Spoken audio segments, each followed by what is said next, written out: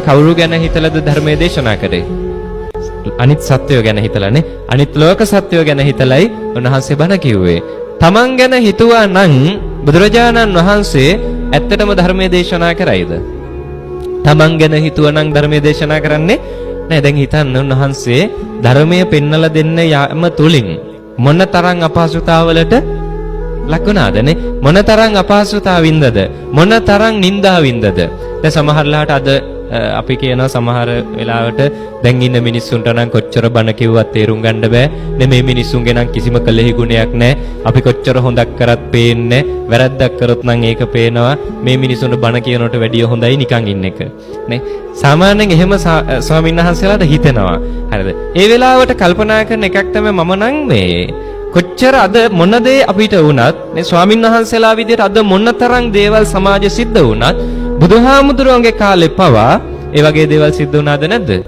වුණානේ. බුදුහාමුදුරුවෝ පවා නිന്ദා වින්දද නැද්ද? නිന്ദා වින්දානේ. බුදුහාමුදුරුවෝ විඳපු නිന്ദා එක්ක බැලුවහම අපි මං හිතන්නේ දශමයක්වත් ඊට තාම ලං වෙලා නෑ.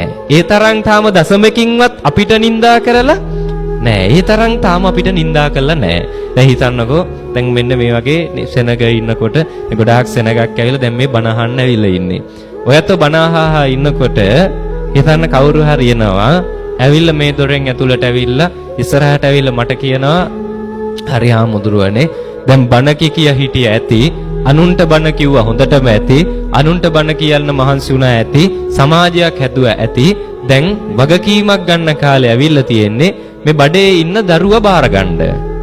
හිතන්න එහෙම දෙයක් කිව්වොත් සාමාන්‍ය මේ වගේ තැනක අපිට වගේ එහෙම චෝදනාවක් එල්ල කරොතින් මොනතරම් අපි මානසිකව වැටෙනවදනේ. හැබැයි බුදුහාමුදුරුවන්ට ඒ චෝදනාව කරාද නැද්ද? ඒ චෝදනාව කරානේ. මේ වගේ ලොකු පිරිසක් බණ අහනකොට චින්චි මානවිකාව ඇවිල්ලා බුදුහාමුදුරුවන්ට කියනවා බුදුහාමුදුරුවනේ බණ කියා හිටිය ඇති අනුන්ට බණ කිව්ව ඇති අනුන් හැදුව ඇති දැන් එන්න වගකීමක් ගන්න කාලේ මේ ඇවිල්ලා තියෙන්නේ මේ බඩේ ඉන්න දරුවා බාර ගන්න. නේ? බුදුහාමුදුරුවන්ට එහෙම අපහාස කරා. ඒ වෙලාවේ බුදුහාමුදුරුවෝ මොකද කරේ? කලබල වුණාද? මිනිස්සු හැමෝම බුදුහාමුදුරන්ට බනින්න ගත්තා නේ. හේතුව තමයි චින්චි මානවිකාව මේක සැලසුම් කළ කරපු දෙයක් නේ. දවස් ගාණක් තිස්සේ හැන්දෑ වෙනකොට බුදුහාමුදුරු ඉඳපු ආරාමෙට ගමේ මිනිස්සුන්ට පේන්න එනවා, ඇවිල්ලා රෑ වෙන්න යනවා නේ. මිනිස්සුන්ට පේන්න යන වෙනවා දවස් ගාණක්. ඉඳලා අන්තිමේදී මේ වගේ ලොකු සෙනගක් ඉන්නකොට මීට වඩා සෙනගක් ඉඳපු වෙලාවේ චින්චි මානවිකාව ඇවිල්ලා කියනවා බඩේ දරමිටියකුත් බැඳගෙන ඇවිල්ලා කියනවා බඩේ ඉන්න දරුවා බාර ගන්න කියලා නේ. අර කලින් සිද්ධි දැකපු මිනිස්සු අන්තිමේදී එකපාරටම කොච්චර බණ ඇහුවත් අන්තිමේදී චෝදනා කරන්න ගත්තා නේ. අන්තිමේදී අපහාස කරන්න ගත්තා.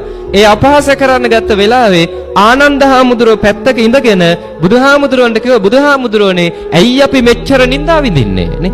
ඇයි අපි මෙච්චර අපහාස විඳින්නේ? අපිත් යන්න මේ පන්සලෙන් මිනිස්සුන්ට අගයක් නැත්තම් ඇයි අපි මේකේ රැඳෙන්නේ නේ? මොකටද අපි මේකේ ඉන්නේ? අපිත් පිට වෙලා මේ පන්සලෙන් වෙන පන්සලකට යමු. ඒ වෙලාවේ බුදුහාමුදුරුවෝ ඇහුවා ආනන්ද හාමුදුරුවන්ගෙන් ආනන්ද හරි යමු යන්න පුළුවන්. ඒ යන පන්සලෙනුත් මෙහෙම බැන්නොතින් මොකද කරන්නේ? ඒ යන තැනින් බැන්නොතින් අපි මේ ප්‍රශ්نين පැනලා යනවාද? බලන්න හරිම ලස්සන දෙයක් බුදුහාමුදුරුවෝ චින්චි මානවිකාවගෙන් ඇහුවේ මොකද්ද? නැගණිය මේකේ ඇත්ත නැත්ත දන්නේ ඔයයි මායි විතරයි නේ. බලන්න හරි කොච්චර තැම්පත් පිළිතුරක්ද කියලා. නේ අපිට ඔය වගේ චෝදනාවක් කරොතින් නේ ජීවිතේට නංගි කියලා කතා කරයිද?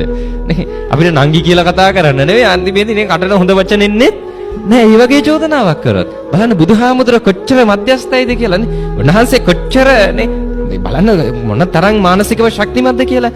ඇහුව එකම දෙයයි නැගණිය මේකේ ඇත්ත නැත්ත දන්නේ ඔයයි මායි විතරයි. කිසිම ප්‍රශ්නයක් දුර දිගේ ගියේ නෑ. උන්වහන්සේ නිවැරදි බව නේ ස්වභාව ධර්මය විසින්ම ඔප්පු කරා. ඉතින් බලන්න එච්චර බුදුහාමුදුරුවෝ අපහාස වින්දේ කවුරු නිසාද? අපේ නිසානේ. අපේ නිසා තමයි එච්චර අපහාස විඳගෙන මේ ධර්ම මාර්ගය කියලා දුන්නේ. එහෙනම් අපිත් මේ ධර්මය ජීවිතයට එකතු කරගන්න ඕනේ කවුරු ගැන හිතලාද? අපි එහෙනම් බණ අහන්න ඕනේ කවුරු ගැන හිතලාද? කවුරු ගැන හිතලාද? තමන් ගැන හිතලානේ. හරියට හරි. මං හිතුවේ බුදුහාමුදුරුවෝ ගැන හිතලා බණ අහන්න ඕනේ කියයි කියලානේ. බුදුහාමුදුරුවෝ ගැන හිතලා බණ අහන්න ඕනේද? නෑ උන්වහන්සේ ධර්ම අවබෝධ කරගත්ත උන්වහන්සේ පිරිනිවන් පෑව සසරින් එතර වුණානේ. අපි ධර්මය අවබෝධ කරගන්න ඕනේ කවුරු ගැන හිතලාද? තමන් ගැන හිතලානේ.